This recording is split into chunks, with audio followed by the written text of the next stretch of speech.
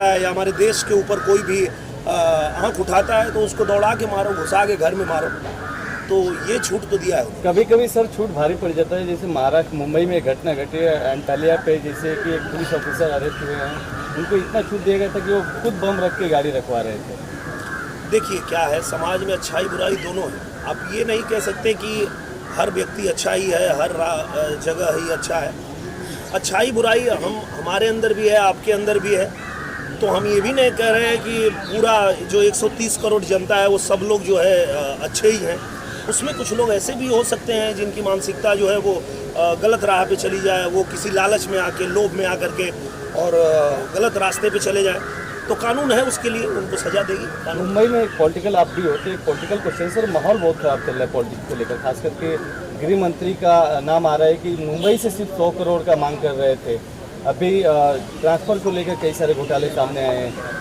जो बीजेपी के लोग हैं वो लोग लगातार यहाँ पे महाराष्ट्र राष्ट्रपति शासन की मांग कर रहे हैं और गृह मंत्री का इस्तीफा मांग रहे हैं, लेकिन यहाँ के मुख्यमंत्री इस पूरे मुद्दे पर अभी तक कुछ नहीं कह रहे हैं।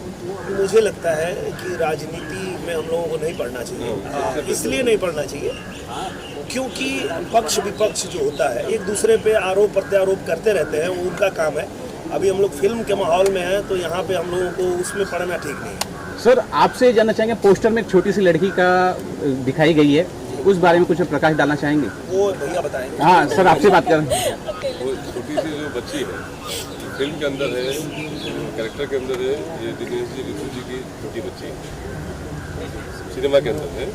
वो कुछ सिनेमा का केंद्र बिंदु है, जो मतलब जो अपने इनके घर में जो है उन्हीं की वजह से सारी घटनाएं घटती है, वो इसलिए केंद्र बिंदु बना हुआ है। सर तो रुक रहे हैं, सर के पास जरा सवाल मेरा है, क्योंकि ये एक लेखक पूरी जिंदगी सर के पास जरा मैं थोड़ा सा आ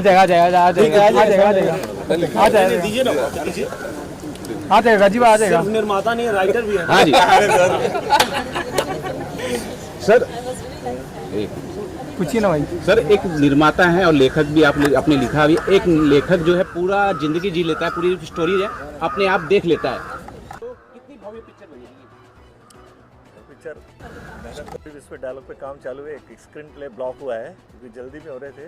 इसमें कुछ सब्जेक्ट ऐसा है कि इसको मैं बिल्कुल ही सर निर्वा जी ने कहा अभी कुछ चीज़ें उन्होंने भी सीक्रेट रख ली, कोई लीक नहीं करना चाह रहे, क्योंकि ये एक अलग सब्जेक्ट हटके है थोड़ा।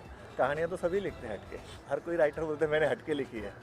तो ये वाकई में कुछ है सब्जेक्ट जो आमतौर पे इस भोजपुरी फिल्म में देखने को नहीं मिला हुआ। इस तरह का कुछ सीन्स ऐसे हैं।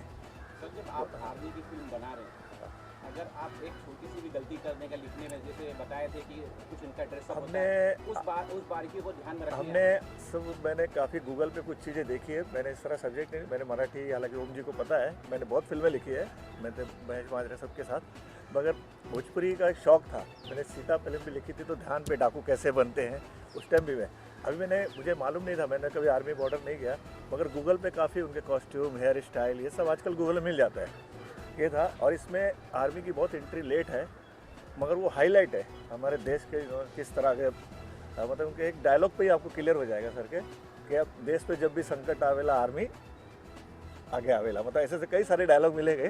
तो उससे आपको खत्म हो जाएगा 15-20 मिनट में जो आर्मी आती है पूरी पिक्चर को हाईलाइट कर देती है। आप क्या कुछ शुभकामना देना चाहेंगे आप बैठे?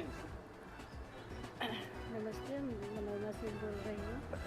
इसमें नाम ही इतना अच्छा है कि इसके आगे मैंने ये नाम से ही लग रहा है कि लोग के लिए, पब्लिक के लिए कितना इसमें दम होगा। एक नाम ऐसा चीज़ है कि नाम से ही लोग प्रोत्साहित हो जाएंगे।